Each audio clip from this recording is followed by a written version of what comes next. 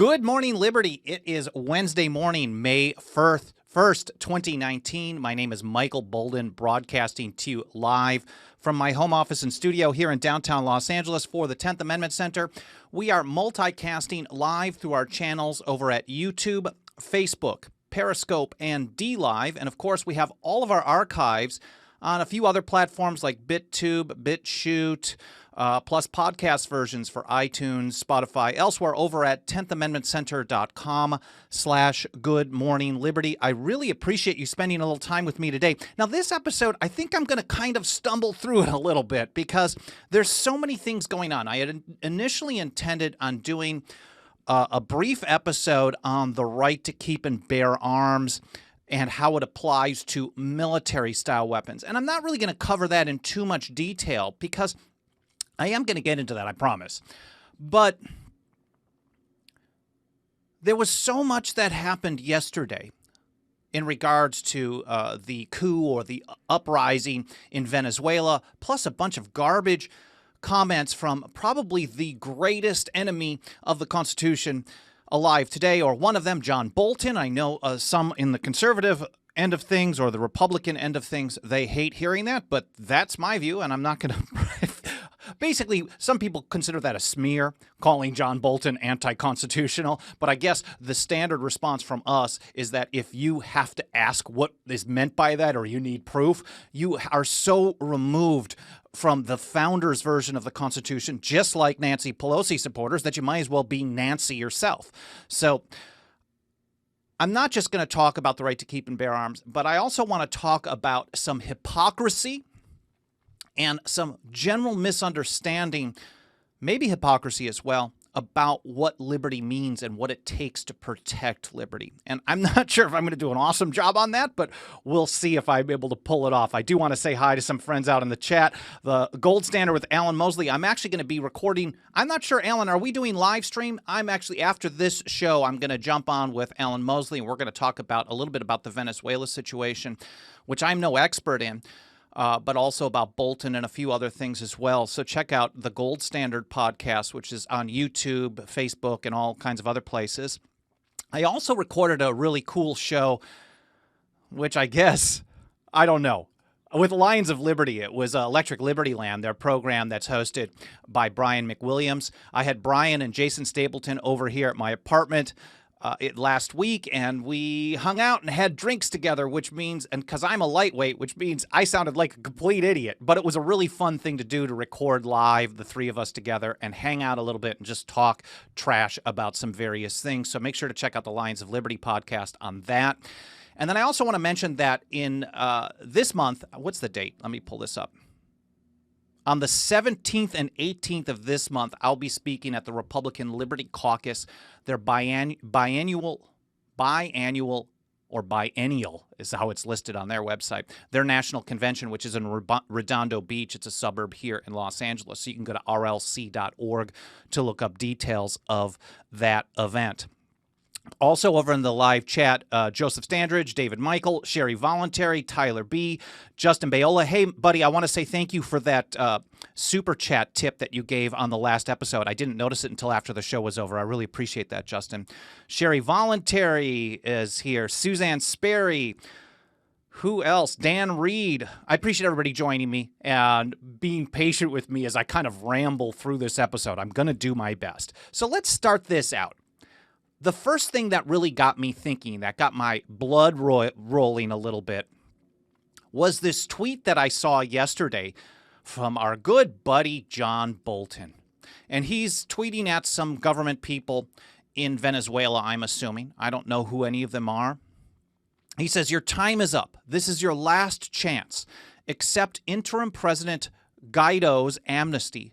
Protect the Constitution and remove Maduro, and we will take you off our sanctions list. Stay with Maduro and go down with the ship." Now, obviously, the Venezuelan regime is total garbage, like basically every regime on Earth. They do provide a good example of two things in my mind. One, how bad things get and how quickly they get bad under a close to pure socialist model. And they also show, for those who aren't paying attention, how U.S. imperial foreign policy just rapidly advances that process. So certainly this was going to go down with the ship one way or the other. U.S. interference is making things confusing in my mind.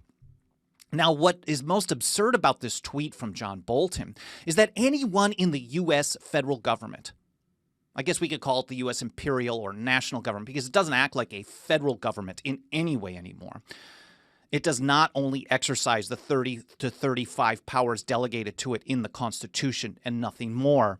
It does almost everything. It tells us what kind of plants we can grow in our backyard, how big of a toilet we can have, what kind of light bulbs we can have, when we can or how we can defend ourselves and our family, how we can defend ourselves, what kind of arms we can keep under the right to keep and bear arms, which is a natural right. It has the audacity to tell us the right to keep and bear arms shall not be infringed actually means something else other than shall not be infringed. So to me, it's hubris, it's arrogance for anyone. There is no place, when you've got a $22 trillion national debt, there is no place for anyone in Washington, D.C. to ever tell anyone in any other country that they're not following their Constitution. What's the old biblical saying about casting stones?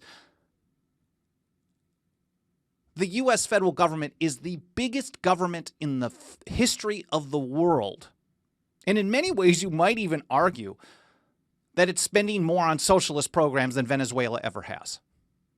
It does get away with it due to some market forces and due to all the riches as it has built up over the years. But that's not going to last forever. And things are getting worse and worse and worse. So I think it's absolutely absurd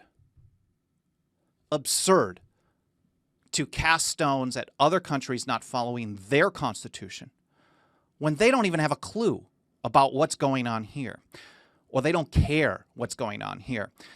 And now, surprise, surprise, check this out. I'm going to see if this is the first time I'm trying this. I'm going to see if I can pull up some audio while playing a video here through my Wirecast setup. But also yesterday, here's this report from The Hill. Dems and Trump, Democrats and Trump pull $2 trillion surprise on infrastructure spending. Let me play this and see what you guys get. We agreed on a number, which was very, very good, $2 trillion for infrastructure. Originally, we had started a little lower. Even the president was eager to push it up to $2 trillion. Building infrastructure of America has never been a partisan issue, and we hope to go forward in a very nonpartisan way for the future. So it looks like the Democrats, at least from that clip, and if it didn't show up, it didn't come out in the live stream, I apologize for that. That's my first time trying it. You guys will let me know in the live chat. But it looks like the Democrats actually went in at a lower number and Trump wanted to spend even more. I mean, if you're spending as much as Chuck Schumer and Nancy Pelosi wants, even close to it, there's a serious problem. But when you want to ramp up the amount of spending that those two Constitution haters want to do, then, I mean, they look ecstatic at the amount of, quote, infrastructure spending that's happening. So you can't, even if you believe that the federal government can spend on a lot of the things that they will probably spend on in regards to this giant infrastructure package that's coming our way at some point, whether it's $1 trillion or $2 trillion or $3 trillion or whatever it's going to cost due to all the interest payments that are going to be on it in the long run. Even if they can spend some of that, there is no way, no one in their right mind can tell me that the founders thought that this was the type of system that they had created. There's no way it would have been approved in Philadelphia. There's no way if they even approved it in Philadelphia, came up with a Hamiltonian crazy plan like this, that the people of the several states would have approved it. It was close. They almost lost with what they passed. People like George Clinton and Patrick Henry and others would have just knocked this thing to pieces. Samuel Adams and John Hancock famously turned the tide at the Massachusetts ratifying convention. It was a very close debate there. And it was one of the pillars that fell earlier on in support of the Constitution, but without Adams and Hancock supporting, which there's no way they would have supported something like this, Massachusetts would have opposed. And that means Virginia probably would have opposed. New York would have opposed. We wouldn't have a Constitution if this was the kind of crap we'd be getting today. So the idea that the U.S. federal government or representatives, prominent representatives, can tell another country to follow their Constitution when the same day we're being told that we're going to get $2 trillion, $2 trillion of infrastructure spending, to the point that they're chuckling. Old Chuckles is happy. He's like ecstatic. That's what you get. And it's really, really bad. But it's not just the absurdity and the hubris of telling other countries to follow the Constitution. It's a misunderstanding of liberty. And Bolton later on, same day, this guy just keeps firing them out. Let's see what else we have here. Bolton, later in the day, he put out a video, official, from the White House. This is not just John Bolton's personal opinion. The tweet and the video came out from the White House Twitter account. And he calls, according to, well, I mean, you can watch it yourself. I've got a link to this in the show notes over at 10thamendmentcenter.com/goodmorningliberty. This one I'm not going to play. I cannot. Schumer and Pelosi is enough. If I were to have to hear Bolton back to back with those people, my head would explode. It's terrible. But I did listen to it yesterday. It's a short 1-minute video. And he, quote, calls on all Venezuelans, according to, this is the report over at The Guardian, to take action to remove Maduro. And you can be in favor of Maduro being gone. He's in government. He's clearly terrible. You don't even have to know that his country is falling apart. And yeah, of course, for liberty, you want people to get rid of bad governments. But clean up your own damn house first. And don't have people who are willing to or wanting to clean up other people's houses before their own, like John Bolton. And he was calling on the people in Venezuela to get rid of Maduro and then regain their Libertad. He uses one Spanish term. I mean, it's pretty nonsense. So if Bolton is saying that you're going to regain your liberty by getting rid of one government, is that really what liberty is all about? The founders didn't think so. The founders didn't think that replacing one team with another was what liberty was about. And unfortunately, many people in the grassroots today think that's all it takes. When Bush was in office, we wanted to regain our liberty by bringing in Obama. When Obama came in office, then of course you had to regain your liberty by bringing in Trump. But it's not about changing teams. It is actually about living your life free of interference, without aggressing against others, if you want to talk about non-aggression principle. But the Constitution itself creates an environment. Now, it doesn't do anything on its own. It takes people willing to defend it, willing to draw a line in the sand when government violates it. But it creates an environment where liberty has the potential to grow, provided that people are on board with that. Well, how did the founding generation look at liberty? Mike Meharry wrote this really interesting blog that we published yesterday. Again, link in the show notes over at 10thamendmentcenter.com/goodmorningliberty. And he says, the other night I got to thinking, which is the most important right? And of course, it's hard to put one right over the other. But we know, and Mike writes as well, that a lot of people that he knows will tell you that the right to keep and bear arms is the most important.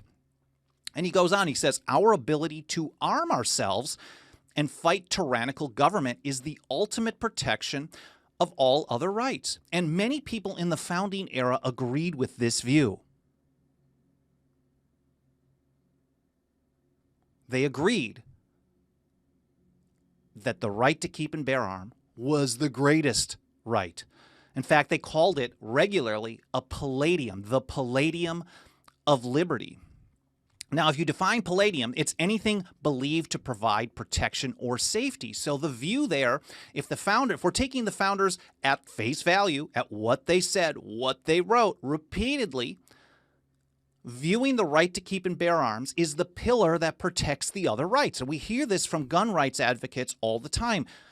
they're clearly onto something if we're going to go in line with the founders. Now, Mike writes about a specific one, St. George Tucker. Some people call him a founder. I kind of lump him in there because he's right around that time. He was one of the most influential legal scholars of the time. He had written Blackstone's commentaries, and he wrote the first total systematic overview of the Constitution in 1803, which was a view of the Constitution of the United States. And here's what he put. This is an excerpt from his commentaries about the right to keep and bear arms. Quote, "This may be considered the true palladium of liberty. The right of self-defense is the first law of nature. In most governments, it has been the study of rulers to confine this right within the narrowest limits possible." It is the palladium, the true palladium of liberty. And that's how the founders viewed it. This is not, people weren't debating with Tucker like, oh man, I got to write some letters and publish them in newspapers and say what a clown he is. It's the right to privacy, or the right to vote, or the right to sue, or the right to protest. No. This was the last line in the sand, and this is the palladium. It's the threat that, it's not just for hunting. We all know this. And it's not just for defending yourself against criminals locally. It's against criminals in government. It's the last line of defense. And also against invasion, so you don't have to have a standing army, because we know that armies lead to debts and taxes. And the way James Madison put it was, armies and debts and taxes are the known instruments for putting the many under the domination of the few. So you have multiple reasons to have the right to keep and bear arms. It's to protect your property, to protect your family, protect yourself, for hunting, yes, for sport, yes, to protect against criminals, but also to protect against government, and to protect against other foreign governments, invasions. So yes, that's the true palladium of liberty, according to the founders. And anyone who says that, oh, just removing Maduro is going to regain your liberty is it's just lying. It's using pretty terms. Now, I don't know if the new guy is going to lift all the restrictions in Venezuela on the right to keep and bear arms. I can only assume that that is not going to happen. So we'll have to see on that, if that even happens. Now, this isn't the only issue here. Some people are very concerned. I heard from this lady yesterday, Penny Manter Miller. She says this is our hemisphere. She's concerned that we're saying, look, why meddle in another country and complain about how they follow or don't follow their constitution when it can't even be followed here, and ignoring the whole idea that the U.S. is willing to spend another $2 trillion on infrastructure. Maybe she didn't know this at the time, or maybe she doesn't know that the right to keep and bear arms has been violated continuously for decades at all levels. Or maybe she's okay with the status quo. Maybe she's okay with Obamacare still being on the books, or Medicare Part D being the largest expansion of government involvement in healthcare since the 1960s, passed by the Republicans, signed by George Bush. Maybe she's okay with NSA spying and the Patriot Act. Maybe she's okay with all these things. Her number one concern seems to be stopping this dictator. She says this is our hemisphere. Again, arrogance. The U.S. is not the only country in the hemisphere. The U.S. should deal with itself. I mean, of course, you have to have relations with other country, but as Jefferson and others says, it should be commerce, commercial relations, not entangling alliances. She says this is our hemisphere, and we are supposed to put up with a dictator running over their people, killing them and starving them to death. What do you propose we do? Our country can't take any more in. Our response is we propose following the Constitution. Everything else is trash. But this is also a misunderstanding of how you're supposed to deal with dictators. Now, if that dictator is coming here to invade the U.S., you don't have to rely on the military if you're actually following the Second Amendment. Some people will say, oh, that's not possible because how can you defeat a military might from another country with handguns or with rifles or semi-automatic? You need, quote, assault rifles or military-style weapons, and the founders or the Second Amendment doesn't authorize that. And of course, the way that the Supreme Court has dealt with it for decades, and the way that every agency or branch involved in this on the federal level, probably the state level as well, They don't look at, quote, military-style weapons as being protected under the Second Amendment. But if we understand what the right to keep and bear arms is and the Second Amendment, then we know that this view is absurd. The right to keep and bear arms is a natural right. And the Second Amendment is not granting you rights or taking rights away. It is telling government to get the hell out, stay out of the way, because you absolutely have to have that right in order to have a free society.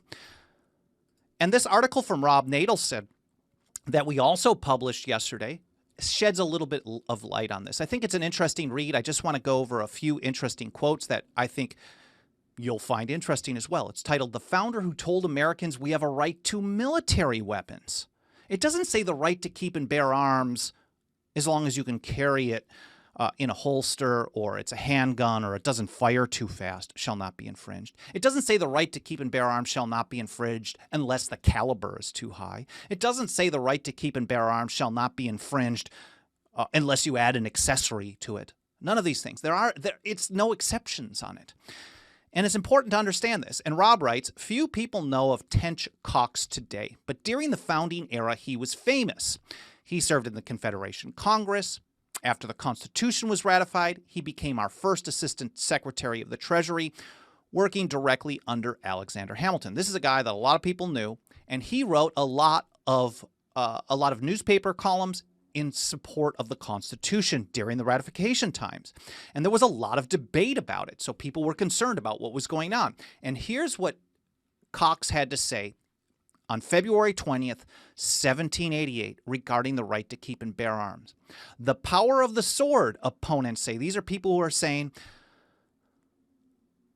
that the Constitution was going to allow people to restrict that right. "The power of the sword," opponents say, "is in the hands of Congress. My friends and countrymen, it is not so, for the powers of the sword are in the hands of the yeomanry of America from 16 to 60. Who are the militia?" he asks. "Are they not ourselves?" George Mason said almost the same. And then he goes on. "The unlimited power of the sword," unlimited power of the sword, "is not in the hands of either the federal or state governments, but where I trust in God it will ever remain, in the hands of the people." Now, it is not in the hands of the people today.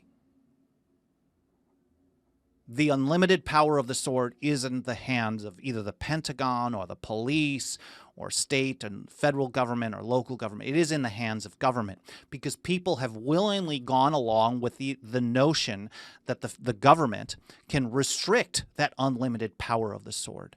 It is the people that are supposed to defend themselves.